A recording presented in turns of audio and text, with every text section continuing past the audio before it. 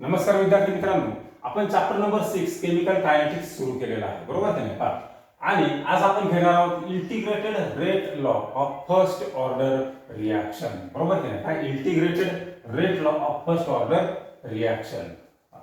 आता याच्यामध्ये आपण याचं डेरिव्हेशन घेणार आहोत. परीक्षेमध्ये 3 मार्कासाठी विचारतात किंवा त्याच्यावर प्रॉब्लेम्स विचारतात. काय म्हणायचं? Consider a reaction. Consider a reaction. आता आपण एक रिएक्शन कन्सिडर करणार आहोत. कोणती? A it gives product. बरोबर की नाही? कोणती रिएक्शन कन्सिडर केली आपण? A it gives product. आता ही रिएक्शन काय? फर्स्ट ऑर्डर रिएक्शन आहे. या रिएक्शनचा रेट काय आहे? तर rate of reaction is given by rate of reaction is काय असेल तर R is equal to rate कसा डिटरमाइन करतो?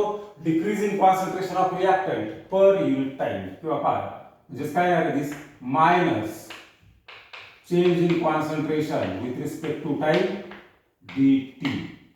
Call this is equation number 1. आता या रिएक्शनचा रेट लॉ काय असेल? Rate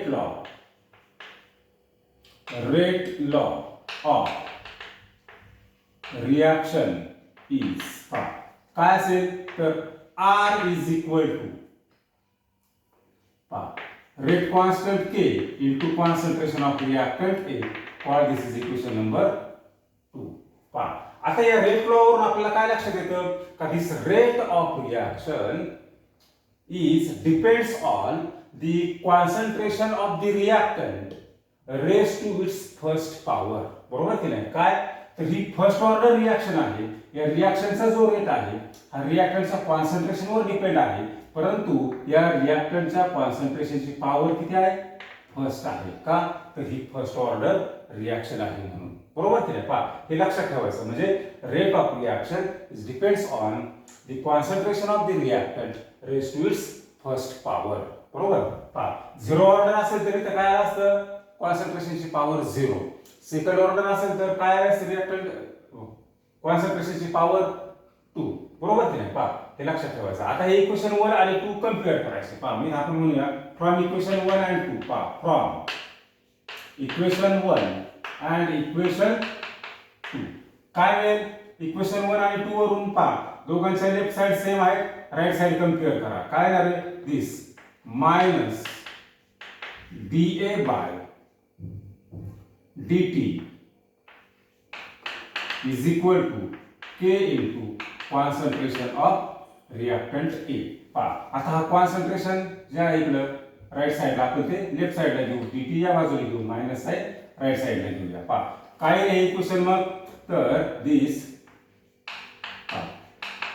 dA by concentration of A is equal to minus K into dt. आता या इक्वेशनला काय करायचं? इंटिग्रेट करायचं. काय म्हणणार मग इथं? Integrating the above equation. Integrating the above equation. आता इक्वेशन इंटिग्रेट करायचं, परंतु कसं इंटिग्रेट करायचं? कॉन्सन्ट्रेशनचं लिमिट काय घेणार? तर इनिशियल कॉन्सन्ट्रेशन आपण काय घेणार? A0. बरोबर की नाही? आणि कॉन्सन्ट्रेशन म्हणजे हे कोणतं? तर at time t is equal to 0. बरोबर की नाही? आणि आफ्टर टाइम t कॉन्सन्ट्रेशन काय असणार आहे रिएक्टंटचं? तर इट इज AT. बरोबर की नाही? म्हणजे at time t is equal to 0 initial concentration is 0. After time t concentration of reactant is AT. आता याचं इंटिग्रेशन काय आहे? कॉन्सन्ट्रेशनचं limit integration integrating the above equation between the limit A0 to AT. काय आहे? कॉन्सन्ट्रेशनचं limit dA by A concentration of A. हा K काय आहे? It is constant of integration आणि म्हणून इंटिग्रेशन साइनचा बाहेर घ्यायचा. इथं टाइम लिमिट काय घेणार? 0 टू T dt. बरोबर की नाही? ही स्टेप जरा व्यवस्थित समजून घ्यायची. काय केले आपण इथं? या इक्वेशनला इंटिग्रेट केले. इंटिग्रेशन घेत असताना कॉन्सन्ट्रेशनचं लिमिट काय घेतले? A0 टू AT म्हणजे initial concentration A0, concentration after time t AT. बरोबर की नाही? टाइम लिमिट 0 टू t, हा k का बाहेर घेतला इंटिग्रेशन साइनच्या, तर तो कॉन्स्टंट आहे म्हणून पहा. मग याचं इंटिग्रेशन काय येईल, तर पहा dx बाय x इंटिग्रेशन काय आहे, dx बाय x इंटिग्रेशन आपण काय घेतो log x. तसं dA बाय a चे इंटिग्रेशन काय घ्यायचं log a, परंतु इथे log घेताना काय घ्यायचा ln a, बरोबर की नाही, काय घ्यायचा ln a. हा आता याचं इंटिग्रेशन काय येणार आहे ln a, पहा कॉन्सन्ट्रेशनचं limit a0 to at is equal to पहा मायनस k dt चे इंटिग्रेशन, dx चे इंटिग्रेशन काय आहे x, तसं dt चं काय आहे t, बरोबर की नाही. आणि अप्पर लिमिट काय आहे t, लोअर लिमिट 0, पहा मग काय आहे 0 मायनस t म्हणजे t राहणार आहे ते, बरोबर की नाही. पहा आता आपण याला काय करायचंय, अप्पर लिमिट मधून लोअर लिमिट मायनस करायचं. पहा इथं अप्पर लिमिट काय आहे at, lower limit a0, upper limit मधून लोअर लिमिट मायनस करा, काय आहे ln at, पहा ln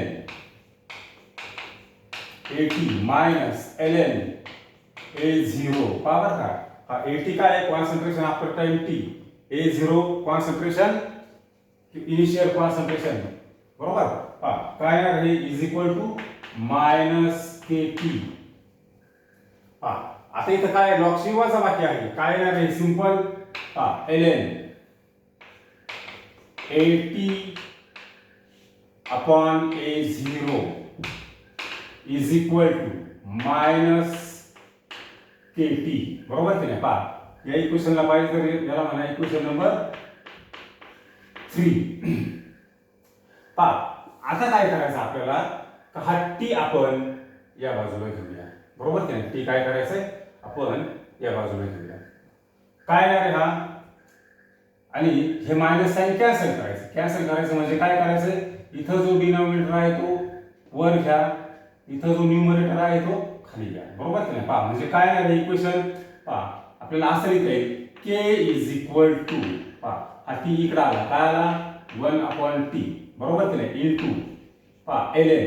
आता हे मायनस साइन आपल्याला कॅन्सल करायचं, काय होणार आहे ln a0 अपॉन at, बरोबर की नाही. आता इथं लॉगचा बेस 10 करून घ्या, काय आहे therefore k is equal to 2.303 upon t log to the base 10 a0 upon at. पहा हे काय आलं आपलं फायनल डेरिव्हेशन, पहा काय आलं हे फायनल डेरिव्हेशन, बरोबर की नाही. पहा मग आता इथे इक्वेशनचे आपण पॅरामीटर पाहू, हा k काय आहे तर first order rate constant, t काय आहे टाइम ऑफ रिएक्शन, बरोबर की नाही, given time, a0 initial concentration of the reactant, आणि at काय concentration remain after time t, एवढा कालावधी गेल्यानंतर रिएक्टंटचं शिल्लक राहिलेलं कॉन्सन्ट्रेशन. पहा आता हे आपण असं म्हणूया, सपोज आहे, पहा मी असं म्हटलं इफ, पहा इनिशियल कॉन्सन्ट्रेशन, पहा काय इनिशियल कॉन्सन्ट्रेशन, पहा a0 किती आहे a मोल पर डेसिमीटर क्यूब, बरोबर का. इनिशियल कॉन्सन्ट्रेशन किती आहे a मोल पर डेसिमीटर क्यूब, आणि या a पैकी पहा बरं का इनिशियल कॉन्सन्ट्रेशन किती a मोल पर डेसिमीटर क्यूब आहे, a पैकी x एवढे मोल रिॲक्ट झाले, पहा बरं का. आउट ऑफ दिस आपण असं म्हणूया, आउट ऑफ दिस x मोल पर डेसिमीटर क्यूब, पहा x मोल per decimetre cube R reacted, बरोबर की नाही. किती रिॲक्ट झाले a पैकी x एवढे रिॲक्ट झाले, पहा. मग देन शिल्लक किती राहतील after time t, then concentration after time t is equal to, पहा शिल्लक किती राहतील a इनिशियली a एवढा आहे, a पैकी x एवढे रिॲक्ट झाले, शिल्लक किती राहणार a मायनस x मोल पर डेसिमीटर क्यूब, बरोबर की नाही. पहा मग देअरफॉर काय आहे तर k is equal to 2.303 upon t log to the base 10. पहा इनिशियल कॉन्सन्ट्रेशन किती आहे a आहे, पहा मी इथे काय म्हणणार आपण a upon concentration remains after time T किती येते a मायनस एक्स. पहा हे काय आलं आपल्याला पुढचा पार्ट, या डेरिव्हेशनचा पुढचा पार्ट. बरोबर आहे ना. पहा परीक्षेमध्ये विचारलं तर इथपर्यंतच लिहिलं तरी चालेल किंवा हा पुढचा पार्ट लिहिला तरी चालेल. बरोबर आहे ना. पहा आता हे काय आले integrated rate law of first order reaction. पहा आता हा जो इंटिग्रेटेड रेट लॉ आहे तर हे लक्षात ठेवायचं. पहा इथे या इक्वेशनचे पॅरामीटर्स काय rate constant of first order reaction, T काय given time for the reaction, A initial concentration A mole per decimetre cube, A minus X काय concentration remains after time T म्हणजे काय अनरिॲक्टेड, काय मोल्स अनरिॲक्टेड किती ए मायनस एक्स. बरोबर की नाही. पहा आता हे जे डेरिव्हेशन आहे आपल्याला याचा काय घ्यायचा आहे एक्सपोनेन्शियल फॉर्म. बरोबर की नाही. पहा मग पुढे बोलूया exponential form of first order reaction. Exponential form of first order reaction.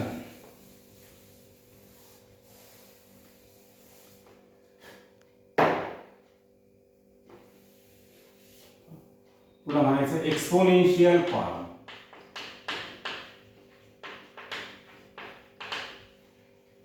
Of first order reaction. या फर्स्ट ऑर्डर रिॲक्शनचा एक्सपोनेन्शियल फॉर्म. पहा इथं हा जो इक्वेशन नंबर 3 मिळाला आपण त्याच्यावरून तो एक्सपोनेन्शियल फॉर्म लिहिणार आहोत. पहा कसा लिहिणार तर वी नो दॅट. पहा वी नो दॅट काय मिळाले त्या इक्वेशन नंबर 3 तर ln at. पहा ln at upon a0 is equal to minus k into T. पहा याच्यामध्ये हा एटी काय आहे concentration remains after time T, a0 initial concentration, T given time, K rate constant of first order reaction. पुन्हा पुन्हा आता हे मी सांगतोय तुम्हाला. याचा काय करा अँटीलॉग घ्या दोन्ही बाजूचा. Taking antilog on both side. Taking antilog on both sides. काय येणार अँटीलॉग घेतल्यानंतर तर आपल्याला पहा याचा अँटीलॉग घेतला काय A T upon a0 is equal to पहा काय e raise to minus kt. पहा मग आता हा a0 आपण इकडं राईट साईडला घेऊया. काय येणार आहे तर at is equal to a0 into e raise to minus kt.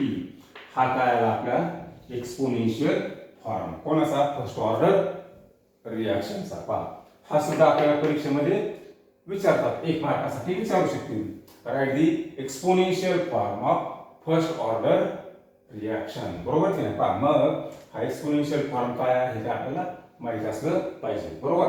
पहा आता हे झालं आपलं integrated rate law of first order reaction. यानंतर आपण घेणार आहोत या फर्स्ट ऑर्डर रिॲक्शनचा half life period.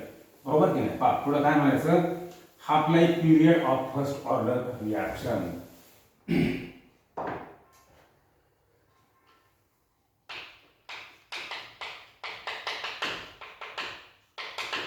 Half life period of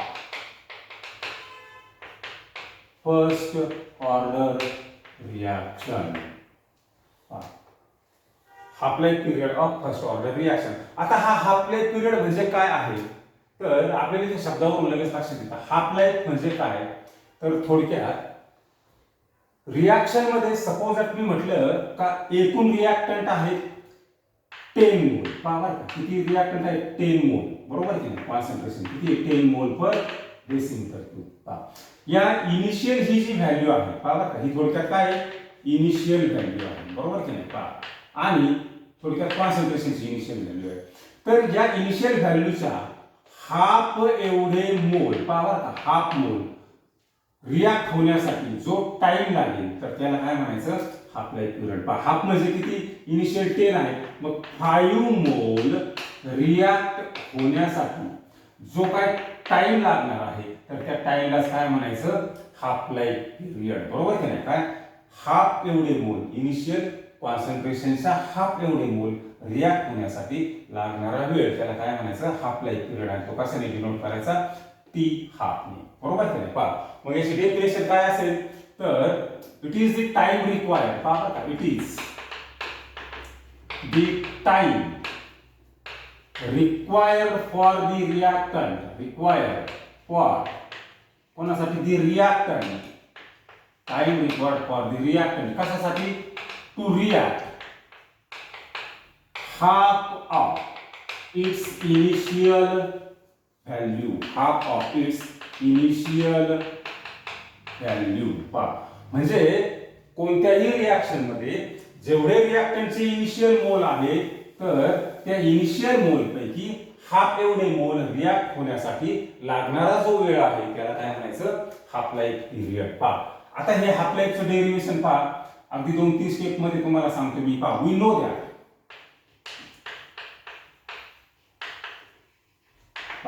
ह्या इक्वेशन वरून आपल्याला काय लिहिता येईल तर टी इज इक्वल टू, पहा बरं का आपण काय करणार, हा टी फक्त इकडे घ्या, के राईट साइडला घ्या. काय येणार, T is equal to 2.303 upon K into log to the base 10. पहा बरं का हे इक्वेशन आपण कन्सिडर करूया. काय तर A0 अपॉन AT. बरोबर काय, पहा आपण हे इक्वेशन कन्सिडर करूया. फक्त याच्यामध्ये काय केलंय, हा के रेट कॉन्स्टंट राईटला घेतलाय, टाइम टी लेफ्टला घेतलाय. बरोबर काय, बाकी काही बदल केलेला नाही. हे आणि हे दोन्ही इक्वेशन कसे आहेत, सेम आहेत. बरोबर. पहा आता आपण डेफिनेशन मध्ये काय सांगितले, इनिशियल कॉन्सन्ट्रेशन जेवढं आहे त्याच्या हाफ एवढं रिॲक्ट होण्यासाठी लागणारा वेळ. पहा म्हणजे हे पहा आपण असं म्हटलं, if time T is equal to 0, पहा दे कॉन्सन्ट्रेशन काय असणार आहे, इनिशियल कॉन्सन्ट्रेशन ते A0 राहणार आहे. पहा आता if time T is equal to T half, पहा बरं का आपण असं म्हटलं, if time T is equal to T half, पहा देन कॉन्सन्ट्रेशन काय व्हायला पाहिजे, इनिशियल जे आहे त्याच्या हाफ व्हायला पाहिजे. पहा बरं का म्हणजे हे कॉन्सन्ट्रेशन AT जे आहे तर हे किती होणार आहे, हा time T is equal to T half घेतला आपण. मग हे जे AT आहे कॉन्सन्ट्रेशन आफ्टर टाइम टी हे किती होणार आहे, इनिशियल व्हॅल्यूच्या हाफ व्हॅल्यू म्हणजे किती येणार आहे, A0 अपॉन 2. पहा बरं का AT ची व्हॅल्यू आपण काय घेतली, इनिशियल कॉन्सन्ट्रेशनचा हाफ. का तर आपण टाइम काय करतोय, हाफ करतोय, हाफ लाईफ आपण शोधतोय. बरोबर की नाही. पहा म्हणजे हे concentration after time T initial व्हॅल्यूचे किती आलं पाहिजे, हाफ एवढं आलं पाहिजे. बरोबर की नाही. म्हणजे इनिशियल किती A0 आहे त्याचे हाफ म्हणजे काय, A0 अपॉन 2. बरोबर की नाही. पहा आता ह्या ज्या दोन व्हॅल्यू आहेत आपण ही जी AT ची व्हॅल्यू आपण इथे या इक्वेशन मध्ये ठेवूया. पहा मग काय मिळालं आपल्याला इक्वेशन, तर देअरफॉर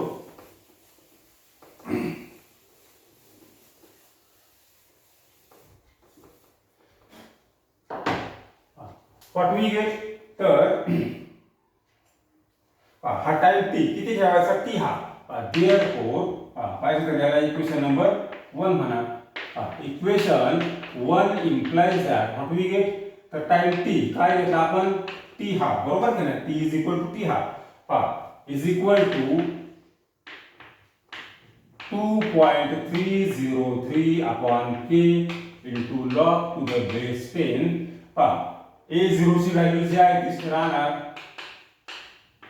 आणि AT ची व्हॅल्यू काय होणार आहे, A0 अपॉन 2. पहा ही A0 अपॉन 2 काय झाली, तर इनिशियल कॉन्सन्ट्रेशनच्या हाफ एवढं कॉन्सन्ट्रेशन रिॲक्ट होण्यासाठी, हाफ एवढे मोल रिॲक्ट होण्यासाठी लागणारा वेळ म्हणजे काय, हाफ लाईफ. इथे आपण तो लिहिलाय हाफ लाईफ. बरोबर की नाही.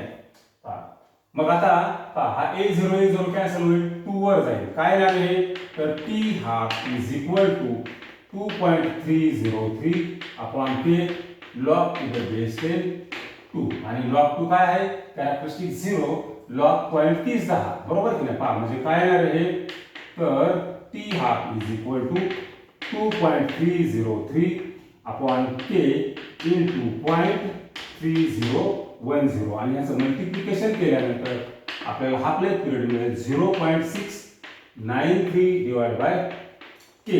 हे काय आपल्याला हाफ लाईफ पिरियडचं डेरिव्हेशन. पहा हे डेरिव्हेशन सुद्धा प्रॉब्लेम सॉल्व्ह करण्यासाठी आपल्याला महत्त्वाचं असेल. बरोबर की नाही. पहा तर हा झाला आपला integrated rate law first order reaction, त्याचा एक्सपोनेन्शियल फॉर्म आणि त्याचं हे हाफ लाईफ पिरियड. बरोबर की नाही? पहा याचा एक स्क्रीनशॉट घ्या म्हणजे आपल्याला या फर्स्ट ऑर्डर रिॲक्शनचा ग्राफिकल रिप्रेझेंटेशन घेता येईल.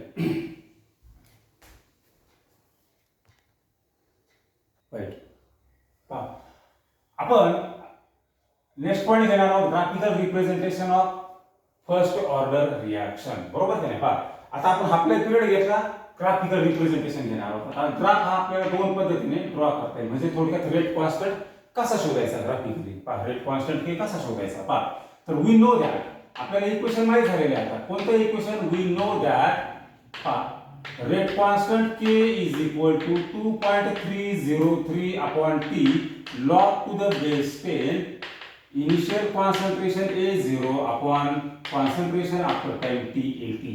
बरोबर की नाही? पहा आता आपण काय करू, हा t इकडे घेऊया, 2.303 इकडे घेऊया. पहा म्हणजे इकडे काय राहणार शिल्लक, log to the base 10 A0 upon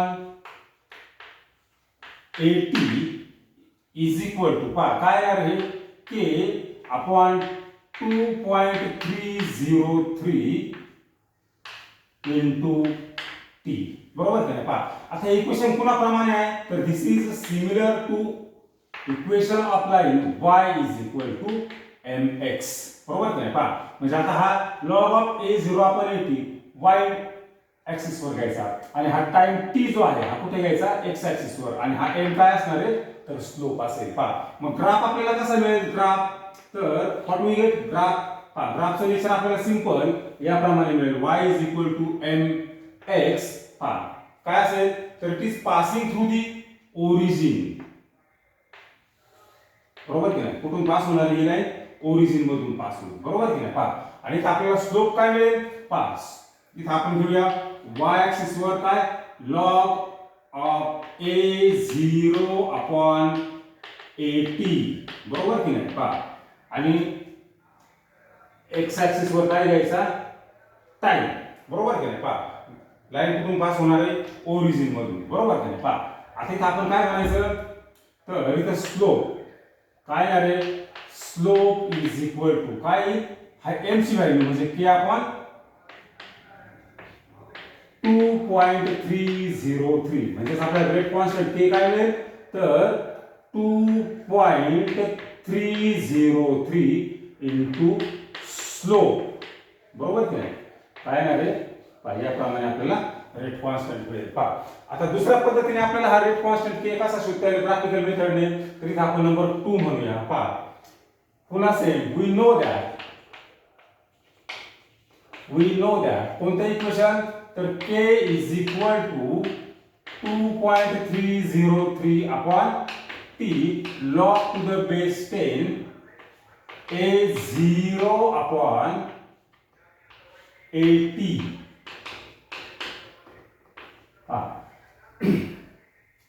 आता टी पुन्हा इकडे घ्या. पहा आपल्याला काय मिळणार आहे, हेच इक्वेशन आपण याला सिंप्लिफाय केलं तर पहा k अपॉन 2.303 इंटू हा टी. बरोबर की नाही? इज इक्वल टू पहा इथं काय होणार, लॉग ची वजाबाकी, log to the base 10 a0 minus log to the base 10 काय हे कॉन्सन्ट्रेशन ऑफ 80. बरोबर की नाही? पहा आता आपण हे इकडे घेऊया लेफ्ट साइडला, log ऑफ 80 आणि ही व्हॅल्यू राइट साइडला घेऊया. काय ना रे, पहा this log to the base 10 कॉन्सन्ट्रेशन 80. पहा हे इकडे घेतलं, काय ना रे, मायनस पहा k upon 2.303 into t plus log to the base 10 a0. पहा आता हे इक्वेशन कोणाप्रमाणे, y is equal to mx plus c. पहा बरं का, आता हे log 80 y ऍक्सिस वर, x ऍक्सिस वर टाइम t आणि हा c काय, तर इट इज y इंटरसेप्ट. बरोबर की नाही? पहा आपल्याला काय मिळेल, आपल्याला ग्राफचं नेचर तर याप्रमाणे मिळेल. पहा इथं आपण काय घेतलं, y ऍक्सिस वर log to the base 10 at, इकडे काय घेतला, टाइम. पहा लाईन कुठून पास होईल, तर याप्रमाणे बरोबर की नाही ग्राफचं नेचर पहा. आणि आता इथं काय मिळणार आपल्याला स्लोप, तर स्लोप इज इक्वल टू काय असेल पहा दिस मायनस के अपॉन 2.303 पहा रेट कॉन्स्टंट के काय तर मायनस 2.303 इंटू स्लोप बरोबर की नाही पहा मायनस आहे इकडे घ्या हा काय मिळाला आपल्याला रेट कॉन्स्टंट के बरोबर की नाही पहा. आणि इथं काय असेल हा log to the base 10 a0 बरोबर की नाही y इंटरसेप्ट c बरोबर की नाही पहा. तर याप्रमाणे आपल्याला या फर्स्ट ऑर्डर रिएक्शनचं ग्राफिकल रिप्रेझेंटेशन लिहिता येईल बरोबर की नाही पहा. आजच्या लेक्चरला आपण या ठिकाणी थांबूया. धन्यवाद.